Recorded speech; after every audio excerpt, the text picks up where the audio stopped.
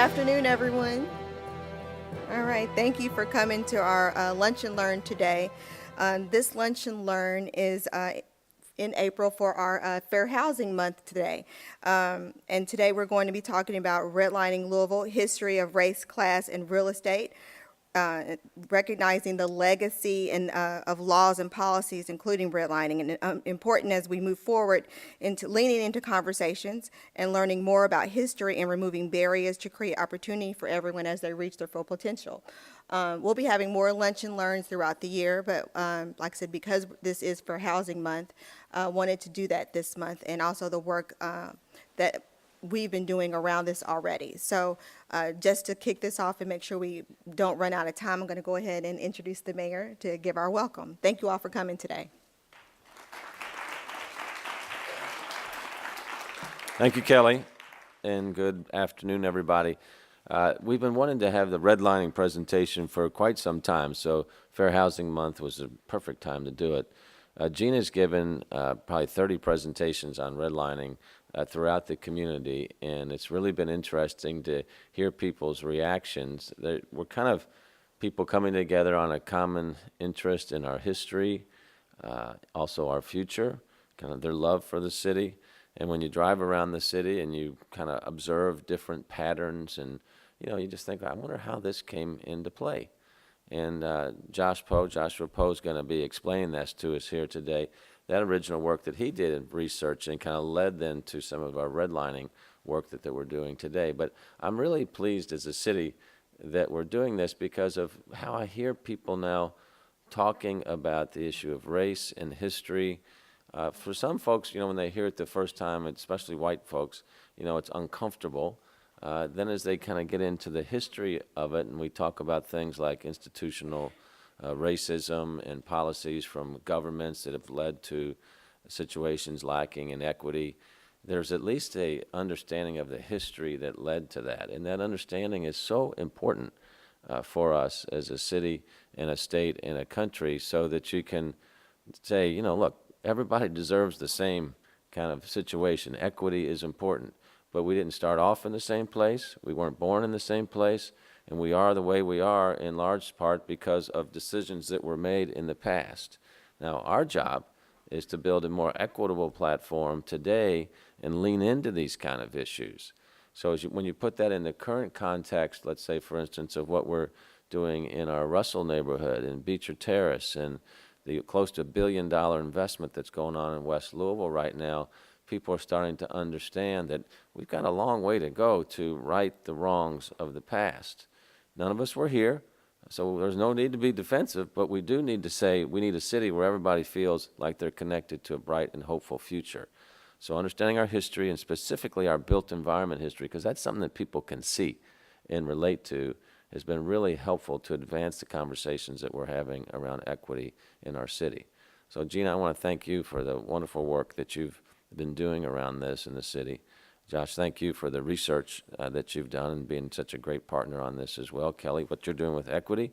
And we got a good team leaning into this, and our job is to keep pushing so more and more people feel like they have a platform where they can fly off of and reach their human potential. So we're off to a really good start on this, and we're going to keep it going.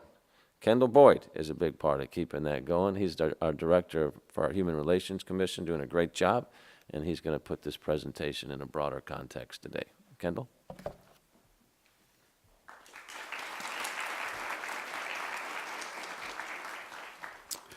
Good afternoon, ladies and gentlemen. We're here to have a serious discussion, but we're also here to celebrate. We're here to celebrate 50 years of fair housing here in the United States of America. In 1968, President Johnson signed the Civil Rights Act of 1968 into law, which provided for fair housing. So, as we celebrate this 50-year milestone, what I want you to do is help me celebrate by making a pledge and a commitment with me.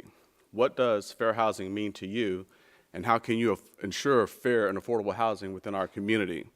What you can do is you can commit to the production and rehabilitation of quality, affordable, fair housing throughout all of our neighborhoods, not just in one neighborhood, but throughout Louisville Metro, north, south, east, and west.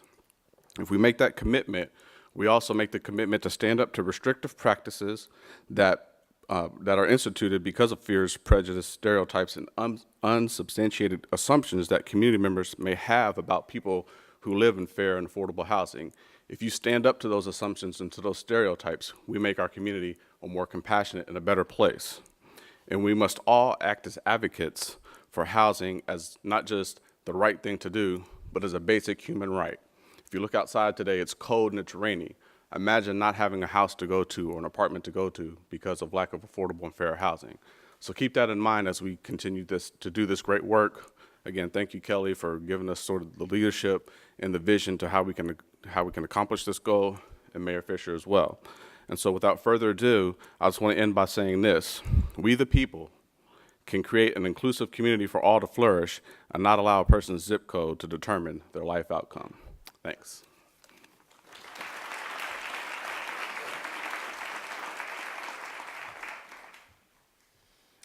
Hello, everybody. I'm Gina Dunlap, Director of Louisville Metro's Office of Redevelopment Strategies. And we are very proud to have partnered with urban planner Joshua Poe on the Redlining Louisville, the history of race, class, and real estate. I do want to remind everyone that this is an interactive, web-based story map. Right? So no PowerPoint that you see either Joshua or myself give is going to do justice to the information that you yourself will be exposed to when you sit down and pull up the map on your computer. So if you go to louisvilleky.gov, redevelopment strategies, you can get a direct link and it'll open your eyes to all the wonderful information that's contained in the mapping tool. But I just can't say enough about Joshua Poe. You know, we've been working together on this project probably since about 2015, I think it was. About 20, yeah, it was a while. And, you know, it took some while to put the tweaks on it and to get it out into the public domain. And I really want to thank you, Mayor Fisher, for supporting us in this work, because a lot of mayors and political officials would not feel so comfortable tackling this issue. But now it seems like everyone across the country is talking about it, right? The book, The Color of Law, came out shortly after we unveiled our project in February of 2017. And now, you know, everybody across the country is talking about it, but no one in the country has told their local history through this type of technology as Joshua Poe has. So he's an independent urban planner. He is a husband and a father, a native of Cincinnati, particularly the Over the Rhine neighborhood, which many of you are familiar with. But I'm really glad that we have him here in Louisville, Kentucky. He is going to do his version of the redlining presentation. And again, until you go to the project itself, you will not be able to experience it, you know, in the intimate way that it can apply to you. So without further ado, I will introduce Joshua Poe.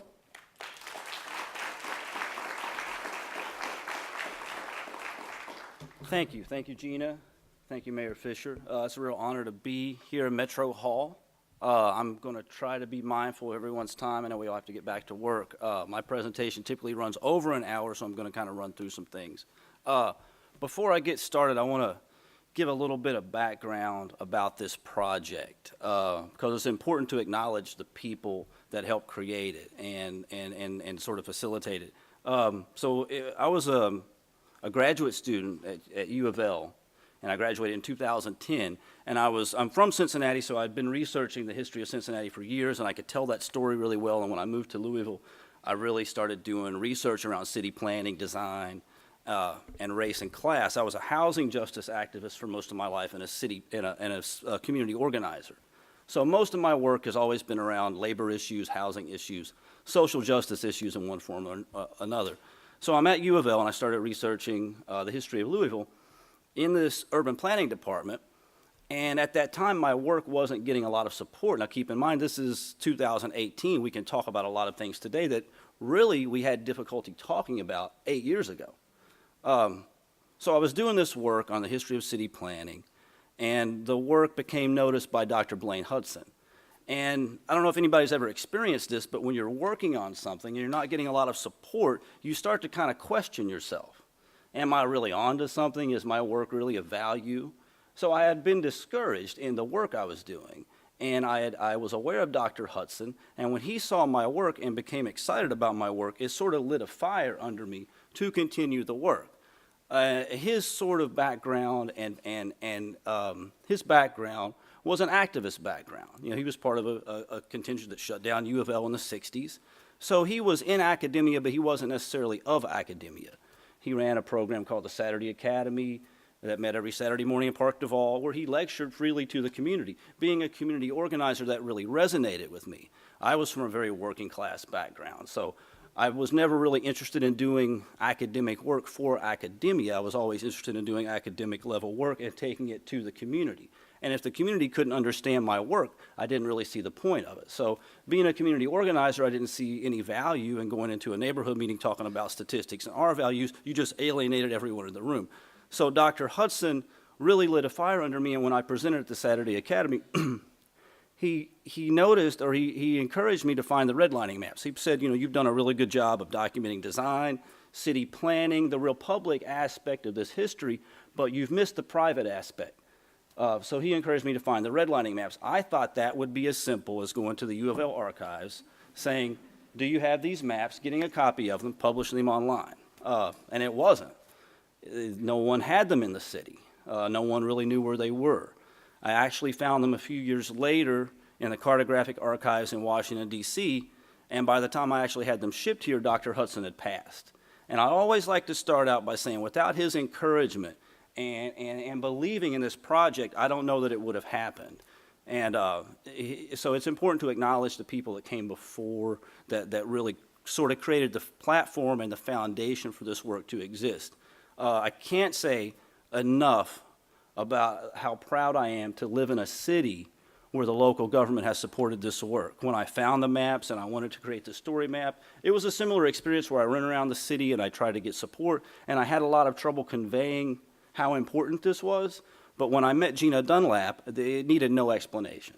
She just automatically grasped the importance of it, and at that point, it was just a matter of producing the work. So Mayor Fisher, Gina, I am so honored I tell everyone I live in a city where we don't have to be at odds or deal with local government always in an adversarial setting, that there are opportunities for collaboration there. So I'm going to run through some slides about redlining, and then I'm going to talk a little bit about city planning. One of the things I've noticed in presenting this work, I presented this work a lot, but mostly in the West End. So I've been presenting this work over the past 2 years predominantly to majority black audiences. It's only been in the last few months that I've presented to primarily white audiences. And what has happened is that people are very uncomfortable with the information. So what I'm going to ask you guys to do is try, if you can, to detach from your emotional attachment to our history, and really try to detach your personal narratives from this history, because we're talking about deep systematic issues. We're not talking about issues that anyone should walk out of here feeling guilty about or feel like they are afraid to discuss. Are there any city planners in the room? Awesome, okay. I have done a lot of work on city planning and the history of city planning, and I've been very critical of the profession.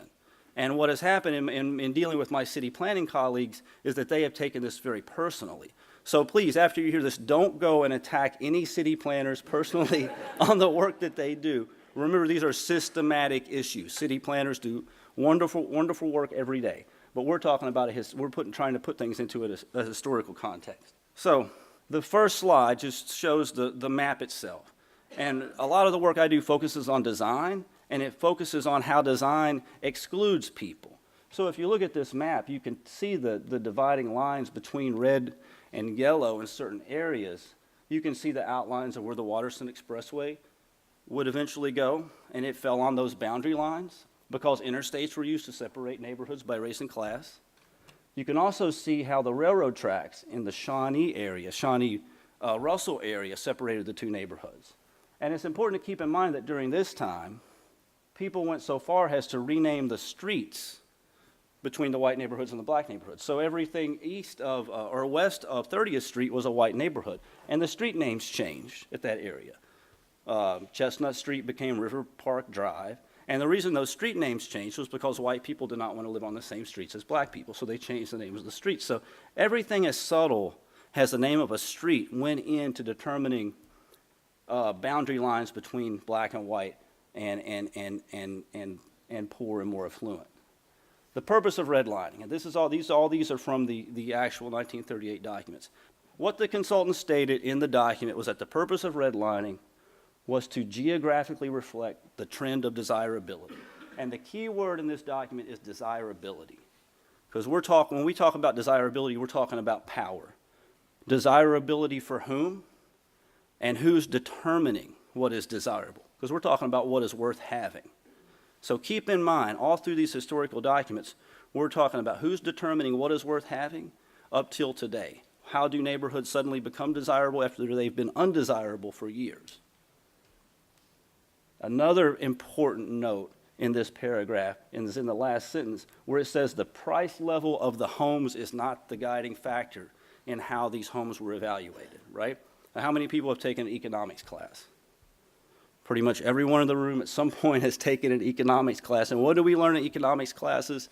That people self-segregated, that the market determined where people lived, and the market determined the value of homes. And what these documents really demonstrate is that the free market was not working. And if it was working up to this point, it was drastically altered by an artificial system called redlining. These were the consultants that put the map together. In every city where redlining occurred, a group of local consultants, local real estate interests, mostly real estate, finance sector, some insurance, some local politicians, put these together. These were not democratically elected boards.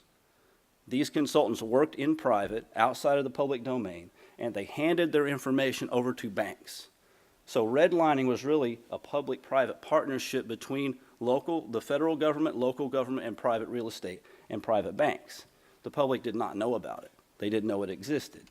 10, 20 years later, people would talk about it in a very mysterious way. They knew something was happening, but these documents were classified for decades. In some cases, some cities, their documents are still classified. Washington, D.C., for instance, can't find the redlining maps. So I'm going to run through sort of an example of first grade areas down through second grade areas. The first grade areas were the green areas, and these were the highest ranked areas. These are the areas where the consultants determined this is the best place to buy real estate, this is the best place to live in the city. And they were described as homogeneous, right? Hotspots. Areas where good mortgage lenders with available funds are willing to make their maximum loans. The highest ranked area was the A1 area. That's the area comprised of Indian Hills, Mockingbird Valley. So what the consultants determined was this is the best place to live in Louisville. This is the best place to buy property in Louisville. Now, why was it the best place? What they say is it is the favorable influences. They said it is one of the highest restricted areas of the city. Now, when we're talking about restrictions, we're talking about deed restrictions that prohibited the sale of property to anyone other than white people. And I want you to think about how wealth was created in this country, because you can go all the way back to the 1840s and 1850s. Wealth creation largely existed based on slavery. And go up to 1938, this area was the highest ranked area of the city because it was the highest restricted, the most restricted area. These were not the highest priced homes in the city at this time. This was not the area people were flocking to live. People wanted to live in Shawnee Park. People wanted to live around Cherokee Park. That's what the market determined, right? That the market was saying those were the best places to live. The consultant said this was the best area to live because it's the most restricted. So wealth creation was largely determined based on the exclusion of African Americans. Because what the consultants were saying was that you can live in this neighborhood and never have to worry about a black family living in your neighborhood. And since you don't have to worry about that, your homes will be worth more. We learned that white flight occurred because of the 1937 flood. My research shows otherwise. White flight occurred because the person living in the Shawnee neighborhood, their home was not worth as much in 10 years after this as the homes in Mockingbird Valley or Indian Hills because of this system of redlining. And I don't think you can really overstate that. If you think about urban sprawl, and you think about how after this, the city continued to move eastward, east of this area. And if you look at census data today, there are not a lot of people of color living in this area. So it's sort of a self-perpetuating prophecy. Even though we have the Fair Housing Act, even though deed restrictions are no longer legal, even though we have the Community Reinvestment Act, design supersedes law. And that's a real point I try to make in my research. This was designed to occur. And if the system is designed a certain way, laws are basically regressive. So the example I like to give is that if you design a street for cars to travel 65 miles per hour, then put up a sign and try to enforce a law for them to go 45, they're still going to go 65. And you may catch a few people going 65, but you're not going to catch everyone because it's designed that way. A few other factors that were listed, detrimental influences, and I'm going to kind of run through these because of time. They list the type of inhabitants. They list the availability of mortgage funds. And then they have clarifying remarks for each area in the map. And then for this area, they actually go so far as to list which areas within the area are more restricted. So they say the Lightfoot subdivision is well restricted, but not quite so high as other areas. So the reason I'm putting this up is to really demonstrate the role race and class played in these documents and the importance of it. And that's the A1 area. Next areas are second grade areas. They say they're still good, but not quite what the people are buying today. And for this, I chose this B area, B6 area. This is Barstown Road. This is the Douglas area, the Bonnycastle area today. So this was B6. This was still a great place to buy at home, but not quite as good as A1. They list favorable influences. There are schools, city conveniences, close to community business section, Barstown Road. Zone for commercial usage was listed as a detrimental influence. Now keep in mind, at this time, single-use zoning was very popular. So any idea of a mixture of use types, any idea of any sort of integrated uses was frowned upon, much like an integrated population was frowned upon. And I'll get to that in a minute. Types of inhabitants, availability of mortgage funds. When you look at the clarifying remarks, it's pretty standard, but they go so far as to point out that at Harvard and Dundee are located about, and I'm quoting this, are located about 10 Negro families, all closely grouped, and no probability of any further infiltration, of any Negro infiltration. That's the language that was used in the documents. So the consultants who designed these maps, at that time, what you had in areas like Clifton and the Highlands, you would have small groups of black people that lived in those neighborhoods who were domestic workers. They would have their own school, they would have their own church, and they worked there to serve the affluent families of that neighborhood. Now, what's interesting about that is that the consultants went so far as to point that out in this document.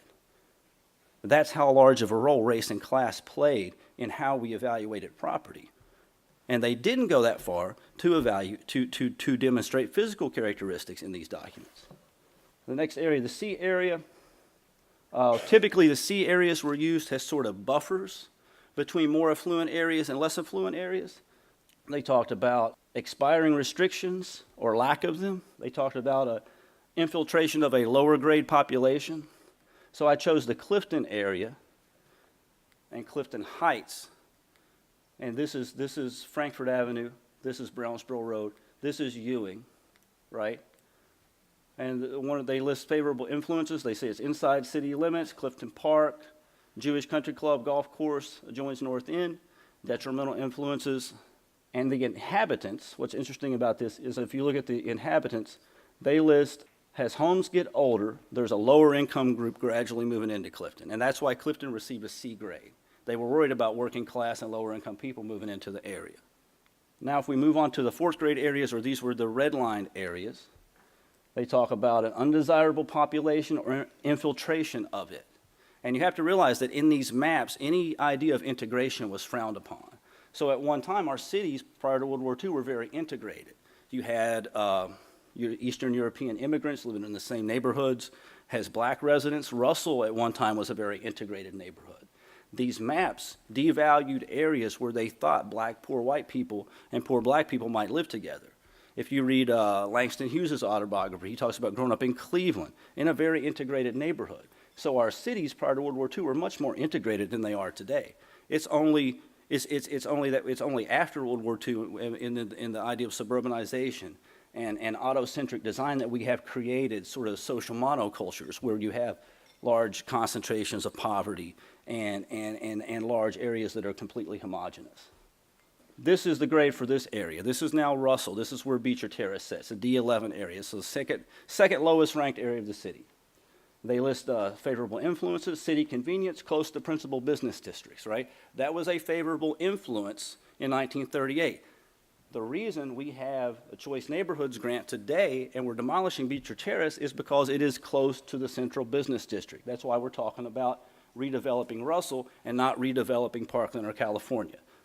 Detrimental influences, mixture of inhabitants, old type of large obsolete houses. Now keep in mind the word obsolete. Everything that we celebrate today in historic preservation was frowned upon then. They determined that these types of homes were obsolete, which meant they were no longer being built. They were of no use anymore.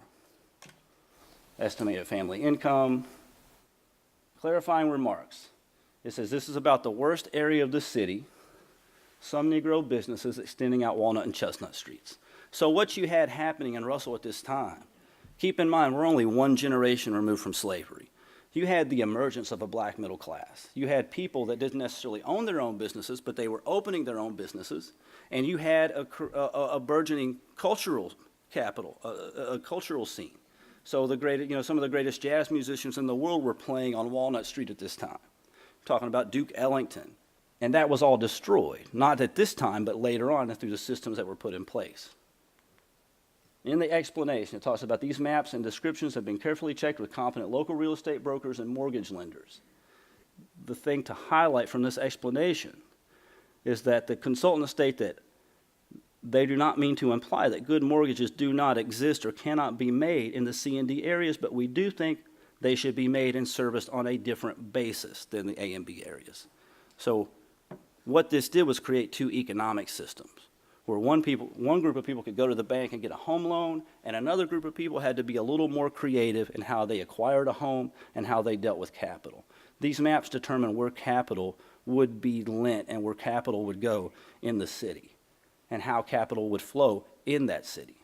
Now, if we want to jump back in time a little bit to 1909, I'm going to talk about the history of city planning, because redlining determined where capital would flow in and out of the system, but city planning really determined the design spatially of our cities. And city planning happens every day in our cities, and we don't spend a lot of time talking about it because we think it's boring and it's mostly involved zoning and languages that we don't really understand, but it's so important because, as a lot of the planners will tell you, every city planning decision is a political decision. From where a bus stop is placed can be a major political decision.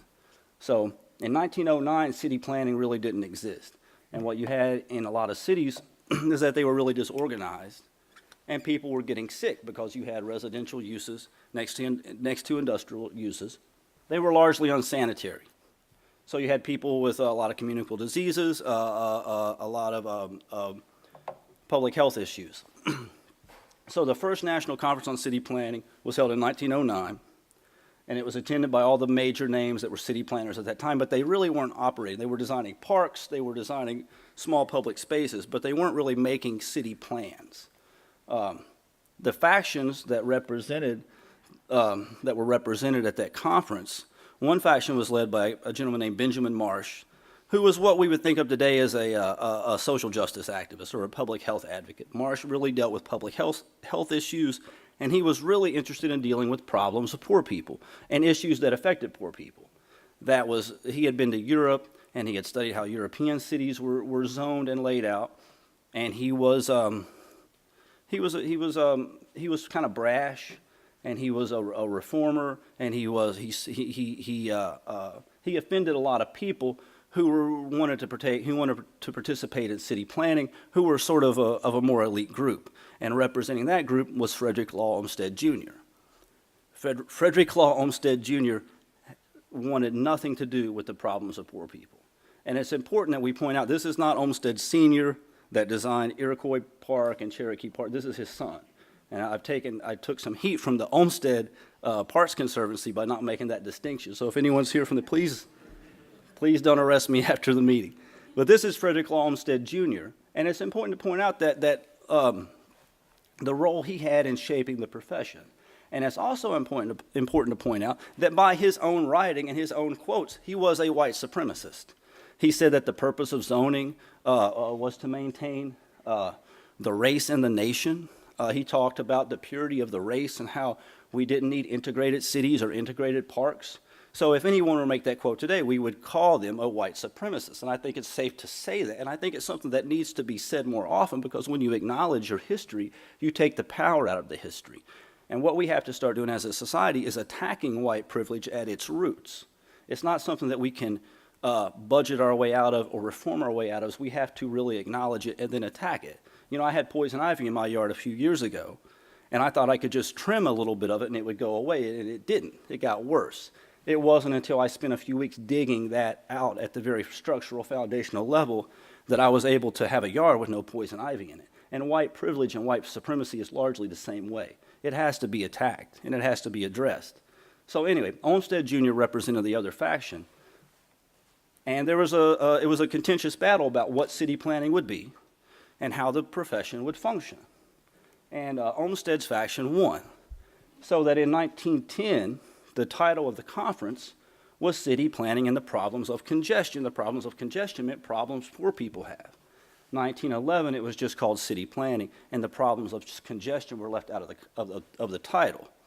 Now, what's interesting about that is that I did my research, and when you go to the AP's American Planning Conference's yearly event, it's a week-long conference, from this date till 2017, there wasn't one session that dealt with issues of social justice, because it set in motion what the profession would deal with, and it decided that city planners would not deal with social justice issues. So I'm talking about a week-long conference with hundreds of sessions dealing with everything from street trees to zoning to bike lanes, any problem that you can think of that affects cities. Social justice wasn't one topic until 2017. And that started way back at the beginning with Olmsted taking over the profession. So I think if my work has really demonstrated anything of value beyond the redlining maps, it's that the Buchanan versus Worley case really helped create the profession and shape the profession of city planning. So by 1917, Olmsted and his faction had really sort of solidified what city planning would be, but they weren't working in a large-scale way. They didn't really have projects to work on. It's kind of like if you start a business and you get everything in order, you got a great business plan, you've got your insurance, everything laid out, but you don't have a project to work on. That's kind of where they were in 1917. And how many people are familiar with the Buchanan versus Worley case? Okay, so Buchanan versus Worley was a case here in Louisville in 1917, and you have to realize that prior to 1917, cities were zoned racially. So you had a black block and a white block, and that's really how it worked. It was that simple. And a black person couldn't buy a house on a white block and vice versa. So Buchanan and Worley was sort of a setup, for lack of a better word. William Worley was a NAACP president. Charles Buchanan was a white man, a local journalist, and they decided that they would get together and try to abolish this system. So Buchanan had a house down on Fans Avenue in Portland, and William Worley, a black man, decided to buy the house. And of course he couldn't because of the zoning ordinance. They took it to the local court. It went all the way to the federal Supreme Court, and it ruled in Buchanan's favor. Not on any moral grounds, mind you, because it was the right thing to do. They ruled in Buchanan's favor because the ordinance inhibited his ability to profit off his house, off the sale of his home. So at that point, 1917, racial zoning was abolished. It was a case right here in Louisville. We just celebrated the 100th anniversary of it. So what happened after that is that city planners found a way to legitimize themselves professionally. And a man named Harlan Bartholomew went sort of into his office and came up with a new system of zoning that would replace that system with the same outcome, right? So bear with me for a second. So instead of black blocks and white blocks, what Bartholomew came up with was residential zoning, multifamily, and single family. And that's totally legal because it doesn't involve race, right? And there was a precedent for this already happening. So like in the city of San Francisco, they wanted to get Chinese families out of the neighborhood. They couldn't do that constitutionally. They just banned all the laundries from neighborhoods. And since most of the Chinese families operated laundries, they were pushed out of the neighborhood. Same thing happens now when you want to gentrify neighborhoods. You zone out social service areas and soup kitchens and whatnot. It's a legal way of getting the same result. So zoning was established in Louisville in 1931. In 1921, 10 years before that, the Hoover Advisory Committee met to come up with a system of zoning. Herbert Hoover was Secretary of Commerce at that time, and he put together Olmsted Jr. and a lot of the prominent planners that were working at that time, and they came up with this what we call Euclidean zoning today, or the system of zoning that we had. One of their findings from that conference in 1924, they said a realtor should never be instrumental in introducing any race whose presence would be a detriment to property values. In 1926, the Supreme Court upheld the first residential zoning case.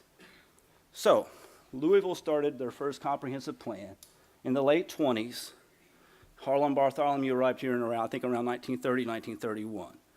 At that time, Bartholomew was really the country's first full-time city planner. He was the guy that really spearheaded the profession and decided what the profession would be. And I'm going to run through some slides about Bartholomew because we really can't overstate his influence.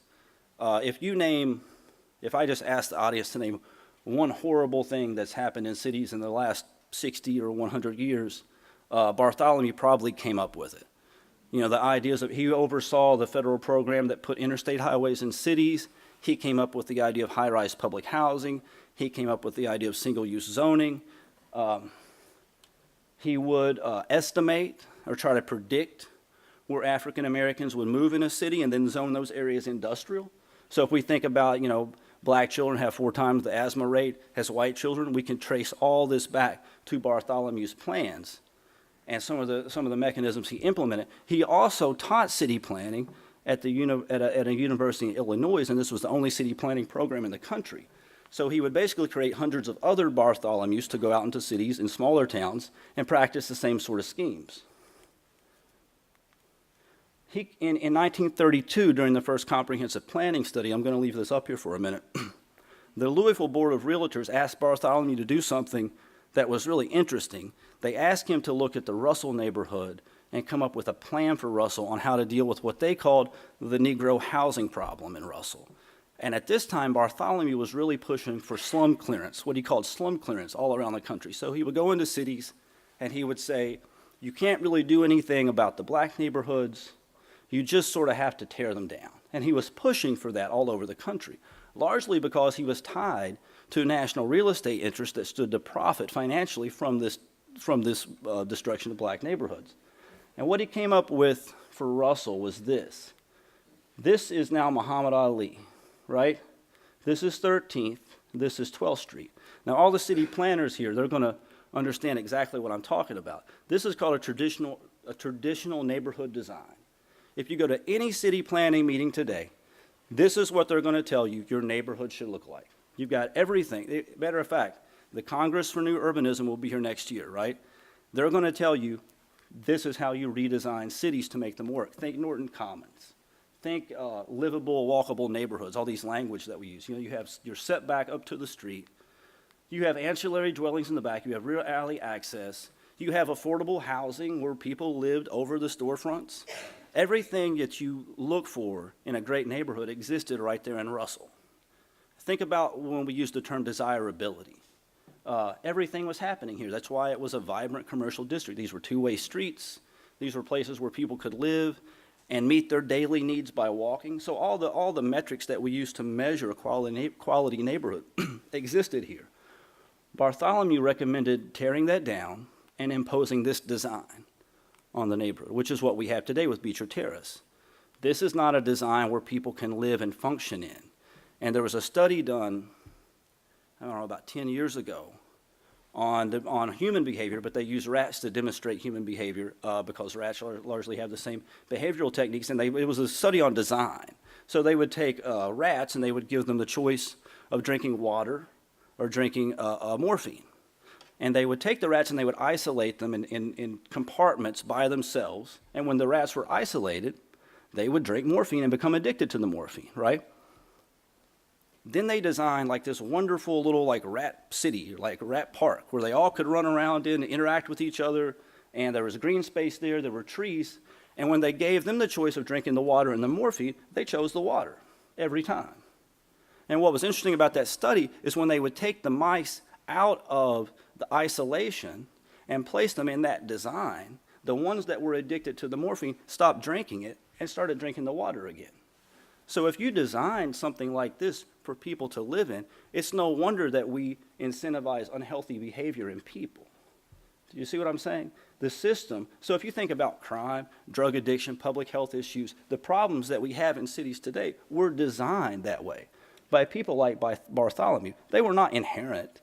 It was not meant to be that way. Sometimes, and I say this because I've presented this so many times, and I have people that come up to me and they think that 9th Street was just this natural, organic thing that grew out of the ground like a tree, and it wasn't. It was imposed, and it was imposed very purposefully. It was imposed by a white supremacist to design a white supremacist society. And we have to acknowledge that. So when the Congress of New Urbanism comes here next year, they will talk about why people chose to live in the suburbs, but they won't talk about race and class. When city planners talk about these issues, we talk about them, but we don't talk about race and class. So we have to start making our decisions in this context. And one of the reasons I'm no longer a city planner is I decided to leave the profession, and really I'm working with a group of people nationally to really try to reform the profession.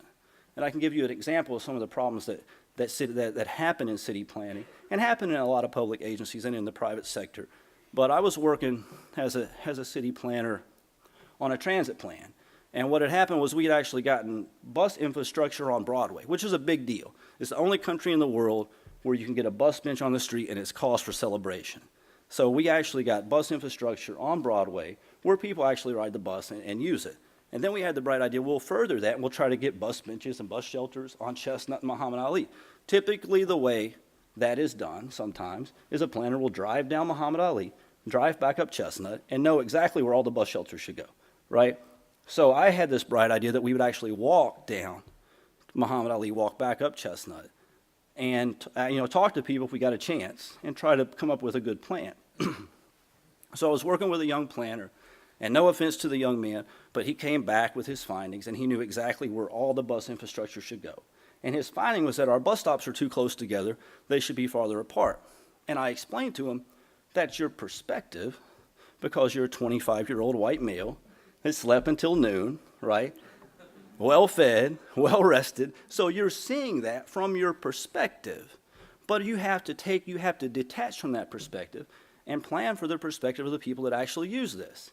Someone, if you work at Jefferson Mall, that's a 2-hour bus ride. That's 4 hours a day you're on the bus, right? If you have kids that go to daycare, it takes even longer. You might have to stop and get groceries on the way home. It might be raining. So from that perspective, the bus stops might need to be closer together.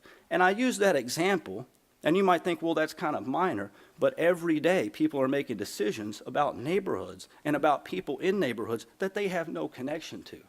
That young man, I think he was from Iowa. He knew nothing about Russell. He knew nothing about the history of Russell. He knew nothing about the context, but he had more power to shape that neighborhood than people that had lived in Russell for decades. And it happens every day on every level. And what ends up happening is that the people of Russell wake up one morning and their bus stops have been moved, and they had no input into that process. They had no way to influence the process. It was just a decision made by someone. So right now, there are consultants working on the Beecher Terrace plan doing the same thing. And what I ask city planners to do, and I think what needs to happen for the profession, is to become more like community organizers. Because I think one of the most important things that happened to me was I was trained as a community organizer. If you're a community organizer and you have a public meeting and no one shows up, you have not done a very good job as a community organizer. You're not going to last very long as a community organizer if you hold meetings and no one comes. But as city planners, that's acceptable every day. How many times have we heard a planner say, well, we had the meeting and no one came? Well, then something's wrong with the process. And I know even in my own life, I recently had a question from a lady who talked about her insurance rates were higher in one area. Her insurance rates were higher than other people's. I was thinking about the problem as a city planner. And I told her, well, I don't really know what you should do about that. I didn't have an answer for her. But if I had been thinking about it as an organizer, I would have said, well, organize a group of people and refuse to pay those rates, and then we can influence social change. And I think planners have to start functioning at more of a grassroots level. So, getting back to Bartholomew, this is the finding that he had for the Russell neighborhood. And I'm not going to read this out loud, but I'm going to take about a minute and let you guys read it to yourselves, and then we'll move on. So that was the finding that he brought back to the Louisville real estate group and the interest and the stakeholders that were forming the comprehensive plan. And I leave that up there because it's important to show the mentality of the people that designed our cities. And when I say designed our cities, these are the cities that Bartholomew either wrote comprehensive plans for or wrote zoning ordinances for directly. So when we talk about his influence, and we talk about how far-reaching it was, and we talk about the type of mentality that would make a statement like you just read, and look at our cities today, we have to start thinking about that when we think about crime, when we think about public health, when we think about economic justice, when we think about every issue that impacts our cities that we're making decisions about every day, because that is how it was created, and that is the mentality that it came out of.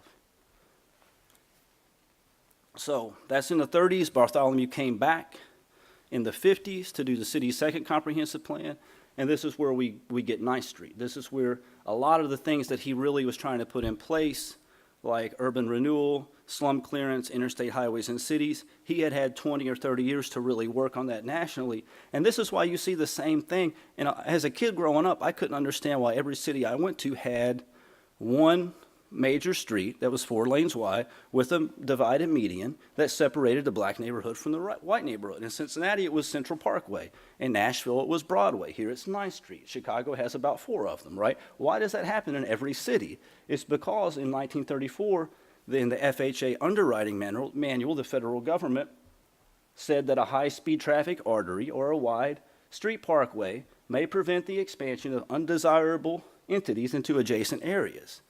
It was planned, it was advised that every city do that. So our cities did not become segregated by themselves. Places like 9th Street were not just put up accidentally. These places were designed. So when Bartholomew came back in the 50s, that's when he proposed the destruction of the Russell neighborhood, which was the West Urban Renewal area, and then the destruction of East Downtown, which became the Hospital District, and the East Urban Renewal area. And what you had at this time was when we would build public housing, the federal requirements were that it was a 1-to-1 system of a public housing section one section would be built for black people, one section would be built for white people. What happened was that in 10 years, the public housing that was built for white people was largely vacant because the white people were getting home loans to live in the suburbs financed by the FHA. And since the FHA said that those homes had to be deed restricted, black people could not move into those homes. So when public housing was built, the housing that was built, so Clarksdale was built for white people, Beecher Terrace built for black people. 10 years after Clarksdale was built, it was empty. So then they started filling up with African Americans also. And that's one of the reasons when we talk about suburbanization and how suburbanization occurred, we have to deal with that factor because that's really what incentivized. It was a massive federal incentive that really created the suburbs and really created suburban sprawl. And you can even take it a step further and talk about the environmental problems that we have today that are linked to auto-centric design, that are linked to suburbanization, really came out of a desire to segregate our cities. This is Louisville's typology in 1906. And what you have here is a very dense, walkable, urban area. You have a mixture of uses. You have a mixture of residents. You have a neighborhood where people could walk to the grocery store within their neighborhoods. You have a city that supported transit. It would be very easy to plan a grid-like transit plan in this city, supporting rail and supporting bus lines. And that was largely wiped out, so we have this today. So think about the urban heat island effect. Think about a lot of the problems we have today. The planners will tell you how hard it is to plan for transit in this setting, how hard it is to create a grocery store in this setting. What do we do with the acres of surface parking lots that we have in this setting? So the job of a city planner largely is to bring this back. The problem is that we're bringing this back, but we don't bring it back for the people that live there. The people that live there have to leave. And I'm not talking about Louisville, I'm talking about nationally. The people that live there have to leave, and then we have to bring it back for a more affluent group. I think we need to stop using terms like segregation and refer to it as urban colonialism, because that's what it actually is. Because what we do is, just like wealthy Europeans would vacation in Jamaica, our cities are becoming places where affluent people will come on the weekend to visit a neighborhood and then go back to the suburbs. And our cities are sort of becoming weekend tourist destinations. And that's what's happening in gentrification.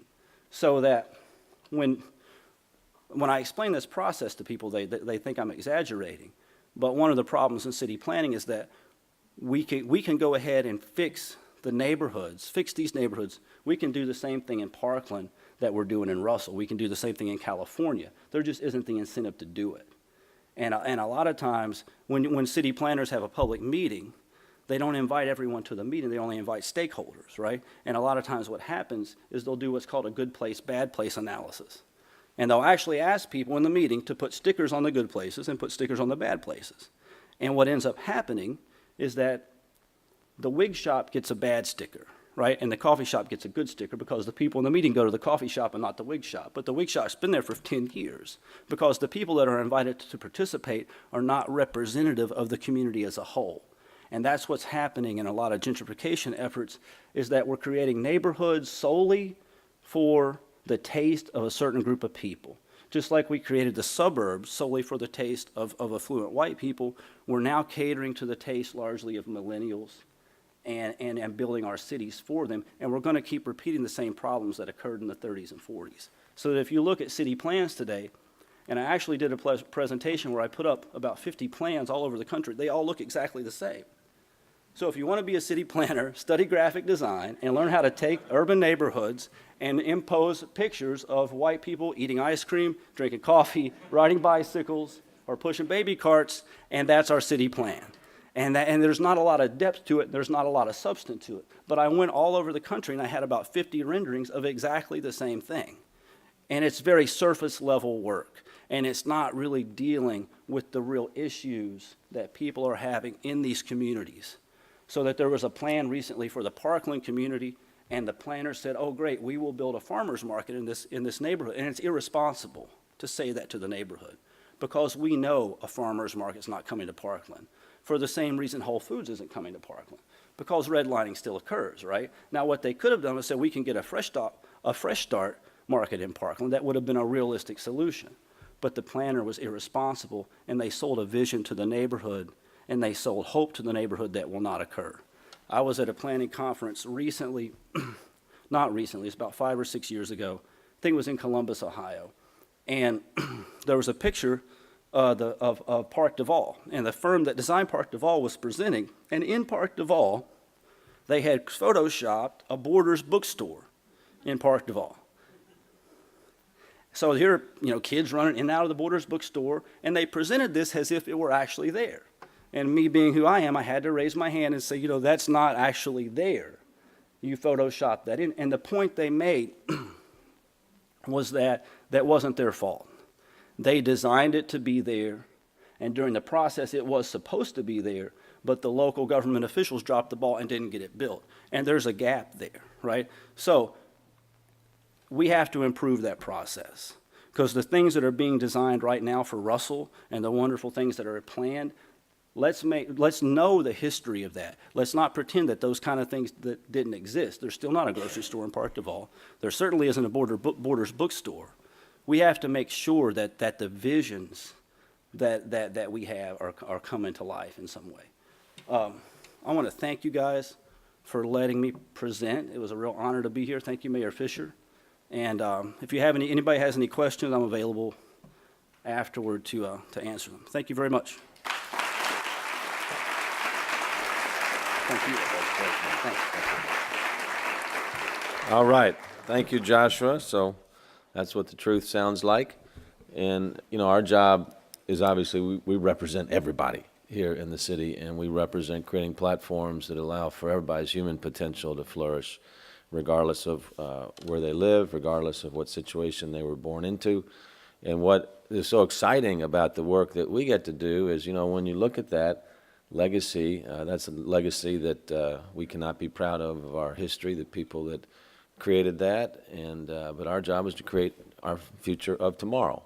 And so as we're participating in the design and thinking about the future of Russell right now and the close to $1 billion we've got going into west of 9th Street, the vision is that West 9th Street becomes a bridge, not a divide. It's an area of commerce. It's an area where people just naturally flow through without thinking about a 4-lane fast road there. That's just one example. We're doing a lot of work on the design to make sure we're addressing the issues that Joshua talked about, but this session obviously will make us even make sure we're checking all those assumptions.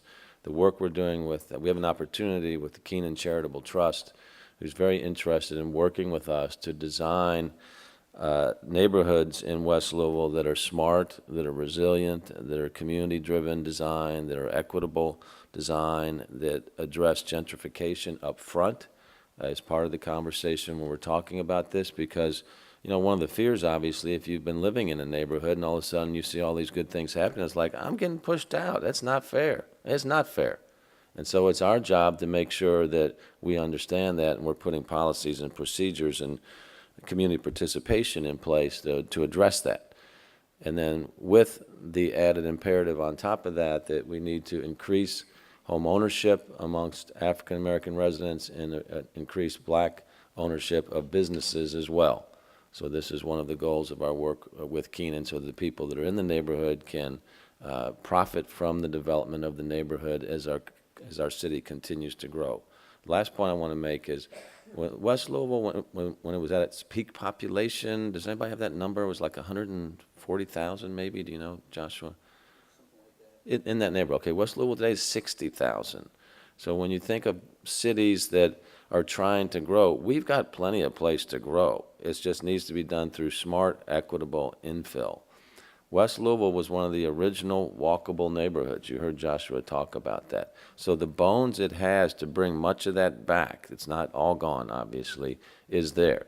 So smart planning and smart policy making and smart folks that work for all of our citizens here through Metro Louisville really have a great opportunity to do that. So this was just a tremendous learning session for all of us, Joshua. So great job, and thanks everybody for coming.